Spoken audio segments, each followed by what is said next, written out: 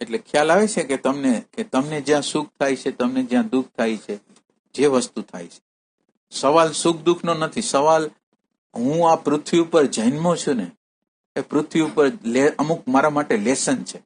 જે વસ્તુ હું કરી નથી ગયો આગલા જન્મની અંદર, અનંત જન્મોની અંદર મેં જે નથી કરેલું, જે લેસન છે એ લેસન મારે કરવાનું છે. હવે આ લેસન જ આપણે ન કરી તો મને જે લેસન આપવામાં આવ્યું છે, મારી જે ખામી છે, મારી જે કચાશ છે, અને કુદરત એવું કરે છે કે જે કચાશો હોય ને એને વારે વારે જીવનની અંદર પ્રગટ કરે છે. તમારી એક થોડા દિવસ પ્રશ્ન આવ્યો અને પછી કઈક એવા બધા પ્રકારના સમાધાનો કરીને એ પ્રશ્નને આમ બેહાર દીધો. પાછો 6-12 મહિના થાય ને પાછો એ જ પ્રશ્ન આવે, પાછો બિહારી દે. કારણ કે આમ પ્રકૃતિ બહુ આમ એક્સ્ટ્રીમ ઉપર હોય તો આપણને અસહ્ય રહીએ. ક્રોધ આપણે કેટલી વાર કરીએ, અમુક સમય લાગે, પછી તો શાંતિ જોઈ. તો એ રીતની વસ્તુ આપણી અંદર હાલે છે, પણ આપણને ખ્યાલ નથી આવતો કે આ પ્રસંગો શું કામ બને છે. જીવનની અંદર આવા જ પ્રસંગો, બધાને જુદા જુદા પ્રસંગો બનતા હશે. તમે જોજો, જે વસ્તુની આપણી કચાશ હશે એ પ્રસંગો આપણા જીવનની અંદર બનતા હશે. અને જે પ્રસંગો બને છે એને આપણે ઓવરકમ ન કરી શકી, એને સમજી ન શકી, તો એ પ્રસંગો નિરંતર રીતે આપણું લેસન એ છે. આપણે લેસન કરવાનું છે. આપણા જીવનની અંદર કોઈ પણ પ્રતિકૂળતા આવી ને એ આપણું લેસન છે. અને એ લેસનને કેવી રીતે કરવું, એ વસ્તુ છે લેસન છે. અને લેસન છે એ તાદાત્મ્ય દ્વારા આગળ જાય.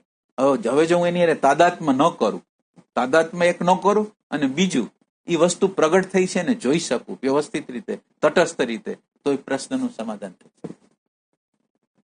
એટલે પ્રશ્ન છે એ કાલ્પનિક છે, સાચો તો છે નહીં.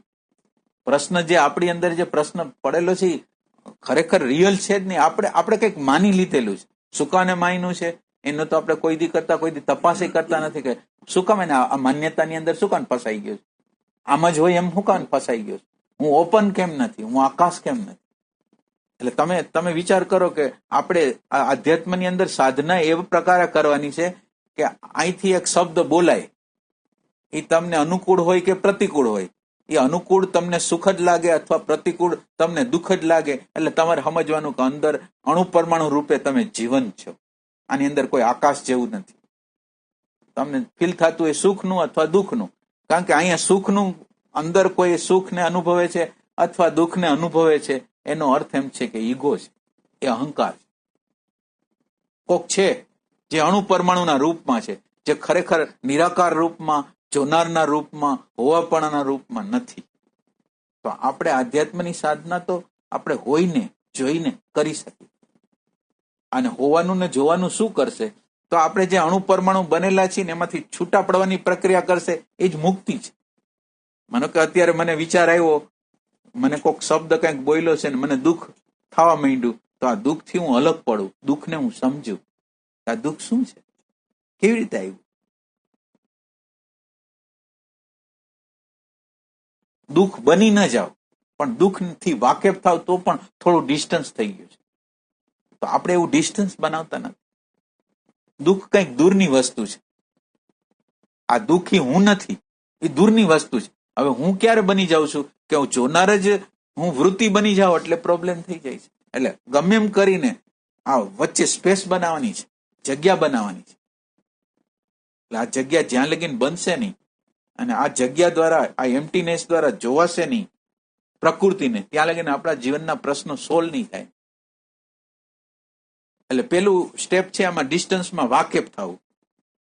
માનો કે અત્યારે કંઈ પણ દુઃખ થઈ રહ્યું છે તો દુઃખથી હું વાકેફ થાઉં કે આ દુઃખ છે.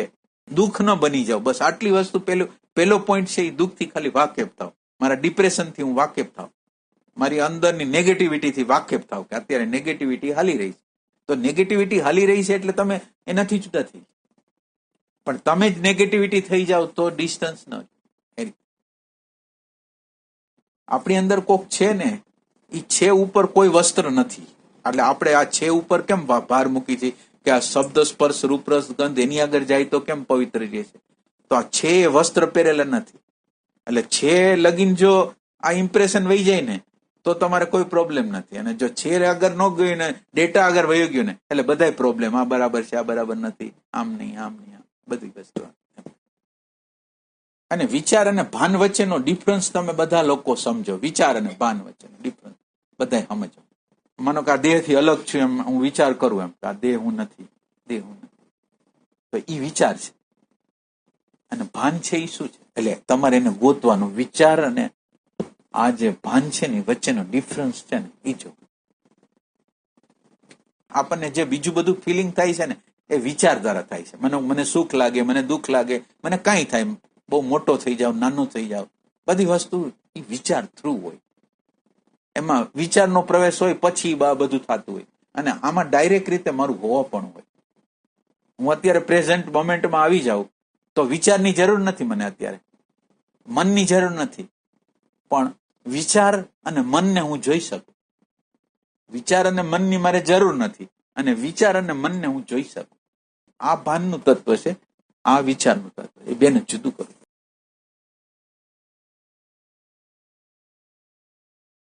એમાં શું થાય? તમારે પ્રયોગ બહુ કરવા જોઈએ. આ પ્રયોગ ભાન અને વિચાર, ભાન અને વિચાર, ભાન અને વિચાર, ભાન અને વિચાર, એનો ડિફરન્સ એક વખત જો બરાબર રીતે થઈ જાય તો કામ. આપણે આ વચ્ચેનો ડિફરન્સ બરાબર સમજી નથી શકતા હજી.